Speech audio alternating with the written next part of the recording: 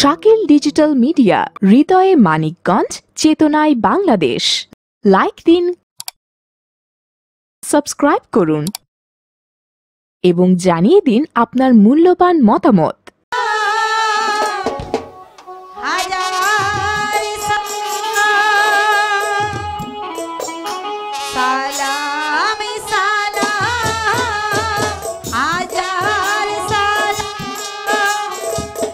শহীদ ভাইয়ের স্মরণে আমার হৃদয় রেখে যেতে চাই তাদের স্মৃতি স্মরণে। সালাম সালাম হাজার সালাম। Hello, hello, hello.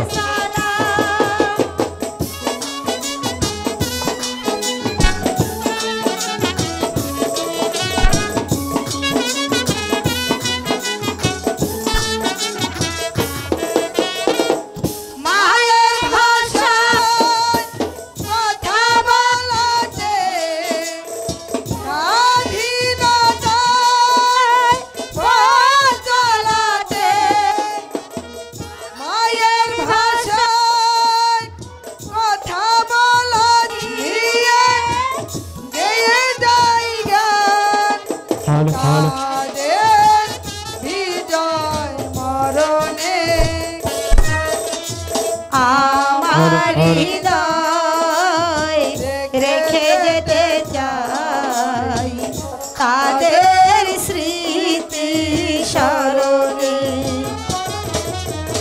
সালাম সালাম হাজার সালাম।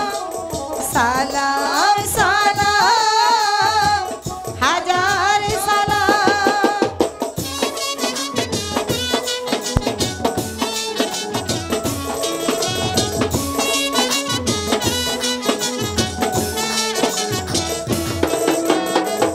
ভাইয়ের বুকে রক্তে আজিকে রক্ত মশান জলে ধিকে ধিকে। ভাইয়ের বুকে রক্তে আজিকে রক্ত মশান জলে ধিকে ধিকে।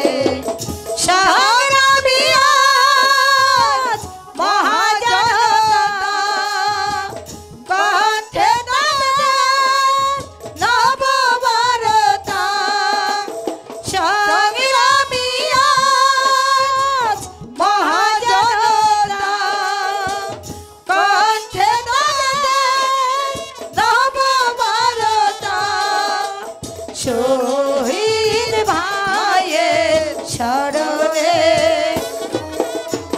আমার হৃদয় রেখে যেতে চাই তাদের স্মৃতি স্মরণে। সালাম সালাম হাজার সালাম। সালাম সালাম হাজার সালাম।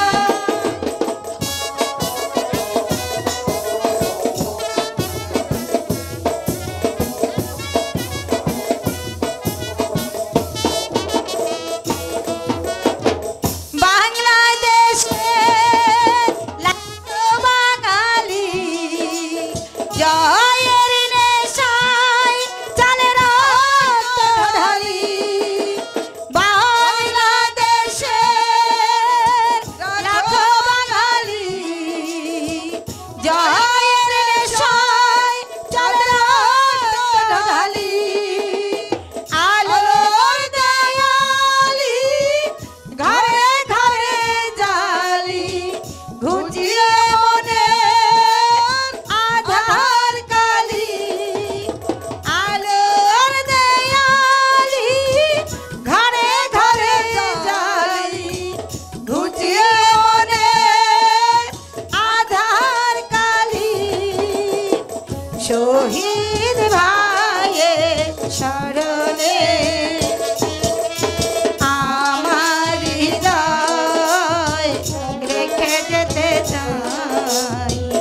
তাদের স্মৃতি স্মরণে সালাম সালাম হাজার সালাম সালাম সালাম হাজার সালাম শহীদ ভাইয়ের স্মরণে আমার হৃদয় রেখে যেতে চাই তাদের স্মৃতি স্মরণে সালাম সালাম হাজার সালাম সালাম সালাম হাজার সালাম সকল শহীদ স্মরণে আমার হৃদয় রেখে যেতে চাই তাদের স্মৃতি স্মরণে সালাম সালাম হাজার সালাম সালাম সালাম হাজার সালাম সকল শহীদ স্মরণে আমার হৃদয় রেখে যেতে চাই তাদের স্মৃতি স্মরণে সালাম সালাম হাজার সালাম সালাম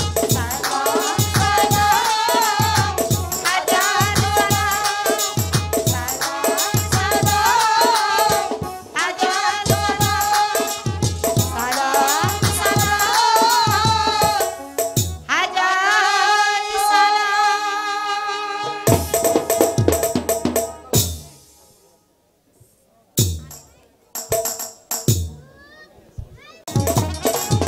ওরে ওরে খুনি তুই আমাকে চিনতে পারছিস না আমি যে তোর হতভাগী দাদা আমি যে তোর হতভাগী দাদা কি হয়েছে মদনদা? তুমি এমন করছো কেন? আমার কাছে তোমার সব কিছু খুলে বলো। তুই জানিস না রে সুবল কত কষ্ট করে বাবা আমাকে বিয়ে পাস করিয়েছে তারপর আমি কত জায়গায় খুঁজলাম কোথাও একটি চাকরি পেলাম না রে সুবল একটি চাকরি পেলাম না 2 মাস পরে এমন নিষ্ঠুর লীলাটা একটি তোমার সৃষ্টি করেছে সেই তোমারে গাছপালা কিছুই থাকে না রে সুবল কিছুই থাকে না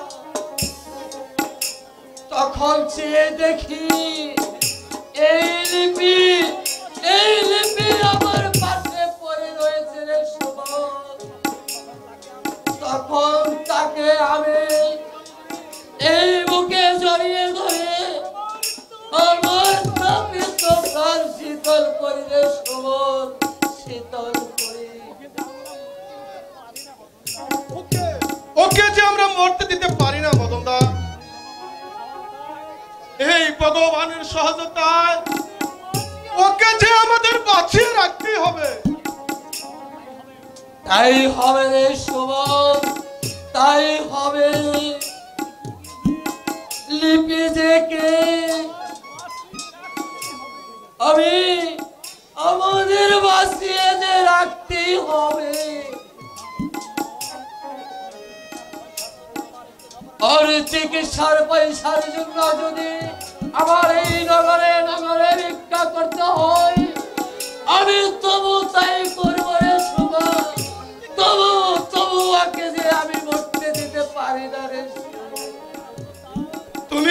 তুমি যাহার দেরি করো না মদনদা তাড়াতাড়ি করে ওকে ডাক্তারের কাছে নিয়ে যাও আমি তাই যাচ্ছি সুবল আমি ওই ভগবানের নিকট সাক্ষী রেখে এই লিপিকে আমি তোর হাতে রেখে যাচ্ছি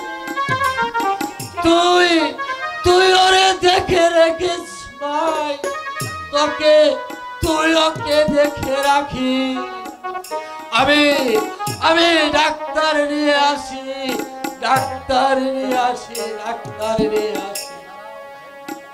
হে ভগবান, ওই মদন দাসে লিপিকে আমার কাছে রেখে গেল। এখন এখন আমি কি করি? এই লিপিকে যে আমার কাছে রেখে গেল, এখন রাত অনেক হয়ে গেল, আমি এখন ওকে নিয়ে একটু বিশ্রাম করি।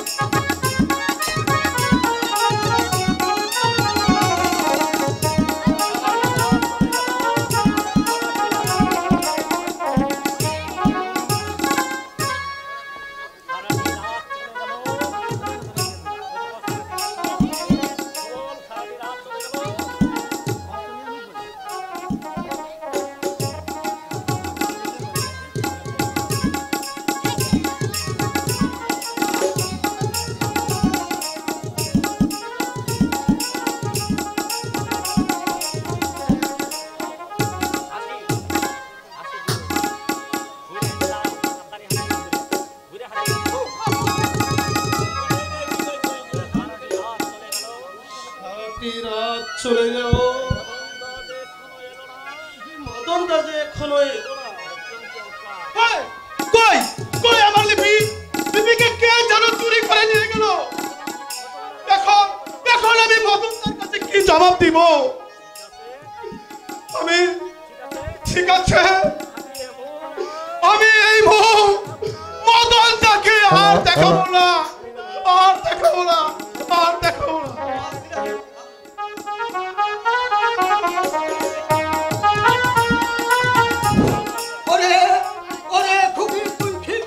হাসছিস কেন? তুই খিলখিল করে হাসলে যে আমার মায়া ধরে যাবে।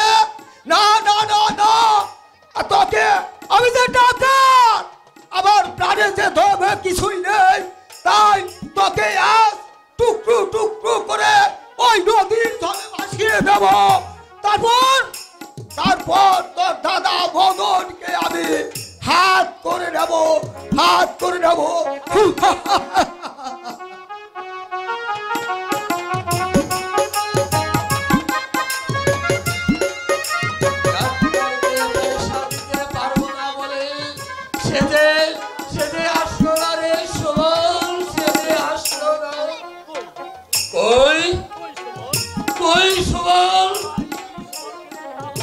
তাহলে কি লিপিকে নিয়ে সুবল পালিয়ে গিয়েছে? আমি ওই ভগবানের নিকট সাক্ষী রেখে বলে গিয়েছিলাম, যেমন করেই হোক লিপিকে লিপিকে যে আমার উদ্ধার করতেই হবে। না হবে উদ্ধার। না, আমি দূর থেকে তো সমস্ত কথাই শুনেছি। তুই তুই আমার আস্তানায় চল, আমি তোকে এমন শিক্ষা দেব যাতে করে তুই লিপিকে তুই ফিরে আসতে পারিস। কিন্তু আমি আমি তো আপনার কোনো পরিচয় জানি না। আমার পরিচয় এই লোকে আমাকে ভৈরব সর্দার বলে, ভৈরব ডাকা লোকে আমাকে সর্দার বলেই জানে। আমি আমি তোর মতো অসহায় যুবককে উপকার করি। আমি আমি কাউকে বিশ্বাস করি না। এই কথা যদি সত্য হতো তাহলে যার সঙ্গে ছোটবেলা থেকে লেখাপড়া করে মানুষ হয়েছে, সে সে আজ আমার সাথে এত বড় বেমানি করতে পারত না।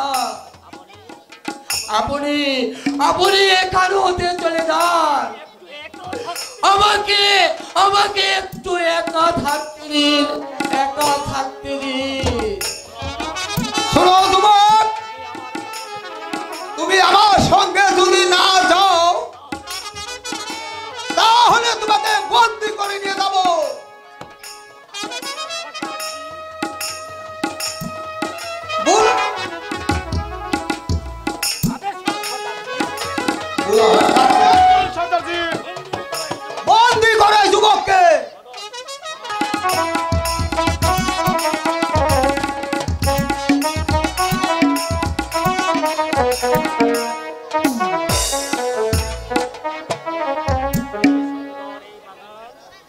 কি সুন্দর এই বাগান, কত রঙের ফুল ফুটেছে। আমি এখন বাগানে ফুল তুলে সুন্দর করে একটি মালা গাঁথব।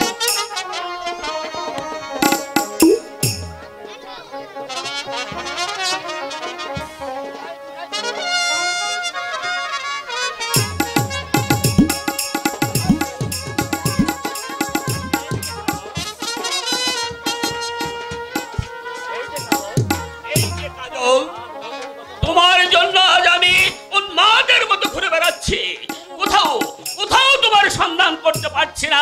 এখানে যখন তোমাকে আমি পেয়েছি, তাহলে বলো বলো কাজল, তুমি আমার মনোবাসনা পূর্ণ করবে কি না? সাবধান ঘৃণিত কুকুর, মুখ সামলে কথা বলো, নতুবা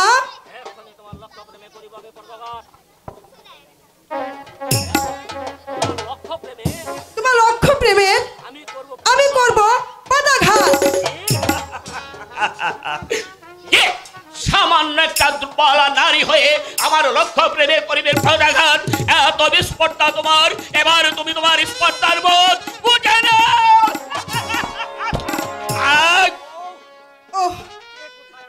ওগো, কে কোথায় আছো?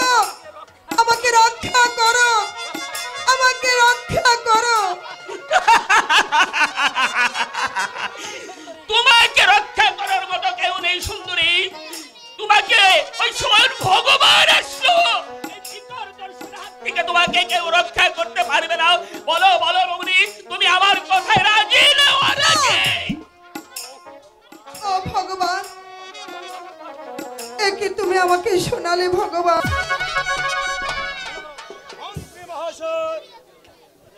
আদেশ করেন মহারাজ। মন্ত্রী মহাশয়, আজ প্রায় 20 বছর গত হয়, কিন্তু নিজের বাসভবন নিজে দেখে আসতে পারলাম না। আমার আত্মীয় স্বজন বন্ধু বান্ধব কে কেমন আছে, তাদেরকে দেখার জন্য মনটা বড় আমার উতলা হয়ে উঠছে। তাই আপনার নিকট আমার এইটুকুই প্রার্থনা, দয়া করে আমাকে ওই কিছুদিনের জন্য বাসভবনের জন্য অনুমতি দিন মহারাজ। সত্যি কথা বলেছ মন্ত্রী মহাশয়, আপনাকে যাওয়ার জন্য আমি অনুমতি দিলাম, কিন্তু যাবার পূর্বে আমার একমাত্র পুত্র রতন কুমারকে এই মেদিনীপুরে রাজ সিংহাসনে বসিয়ে যান, এইটুকু আপনার নিকট আমার অনুরোধ। সত্যি বলছেন মহারাজ, আমি আপনার আদেশ পালন করছি। এই কে আছে?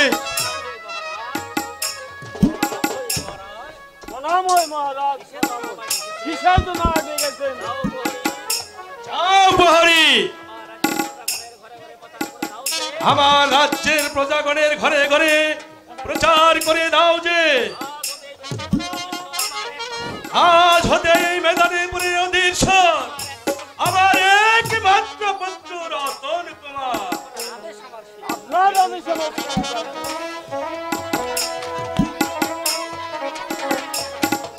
মহারাজ, আমি অন্তপুর থেকে শুনতে পেলাম এই মেদিনীপুরের রাজ সিংহাসনের একমাত্র অধীশ্বর নাকি রতন কুমার। আজ হতে মেদিনীপুরে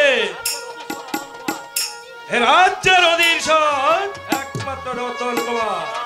মহারাজ, আমার দুগ্ধপুচ্ছ শিশু সে কি পারবে এই রাজ্য পরিচালনা করতে?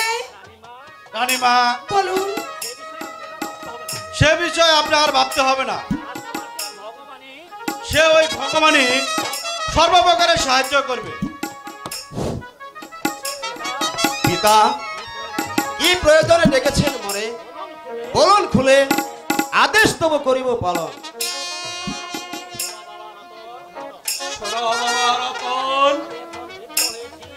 আমি এখন বৃদ্ধ হয়েছি, কার্য পরিচালনা করতে আমি এখন অসমর্থ। আমি তাই মনস্থ করিয়াছি এই বিশাল রাজ্য তোমার হাতে অর্পণ করে আমি বাকি জীবনটা একটু আরামে কাটাতে চাই বাবা রতন। এসো এসো বাবা রতন, তুমি এই সিংহাসনে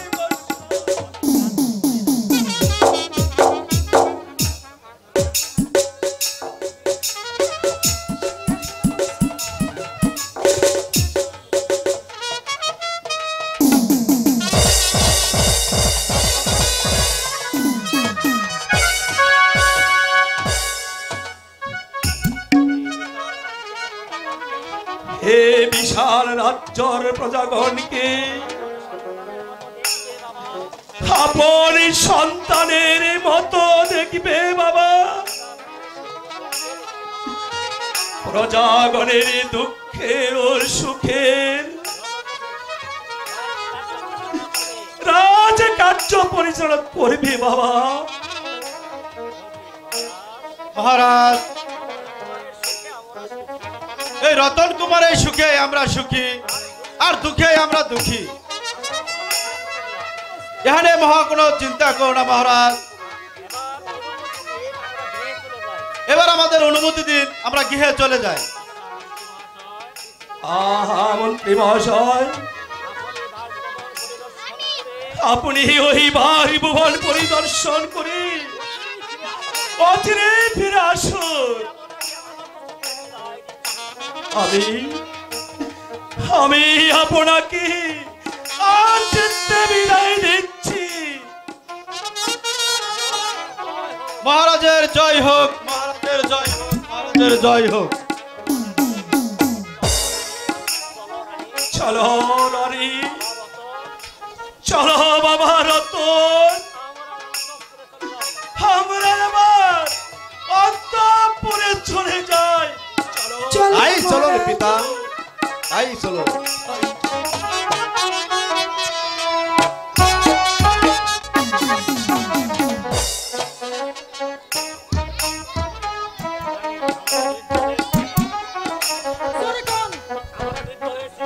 আমরা বৃদ্ধ হয়েছি, গয়া কাশী বৃন্দাবন আমাদের দর্শন করা হলো না। আমরা যে এখন রাজকার্য পরিচালনা করব,